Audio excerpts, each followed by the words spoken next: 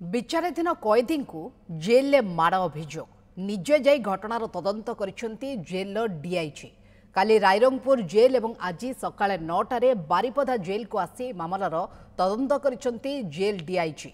गत फेब्रुआरी 20 तारिख रे होइतिला बहलदा बैंक डकायतर अभियुक्त मानक गिरफ करी गत एप्रिल 22 तारिख रे कोर्ट फॉरवर्ड करा जाइतिला। मयूरभंज पुलिस तांको कोर्ट फॉरवर्ड करथिला। एहा परे सेमानको रायरंगपुर जेल को पठाई दिया जाइतिला। अन्यतम अभियुक्त प्रमोद बिन को मध्य रायरंगपुर जेल में माड़ मारिबा सहित शारीरिक निर्यातना दिया जाइथिबा अभियोग होइतिला। एहा परे अभियुक्त को अन्य मामलार बाहाना करी रायरंगपुर जेलु बारिपदा मंडल कारागार को स्थानांतर करा जाइछि। हेले अभियोग को खंडन करथिले जेल कर्तृपक्ष।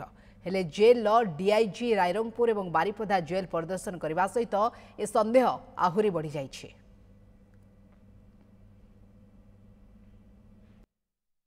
नहीं मु तो जस्ट तदंत आरंभ करी तदंत सरनी तदंत सरले जहाँ रिपोर्ट हो डीजी को जनईदेवी आपण समस्ते जानवे।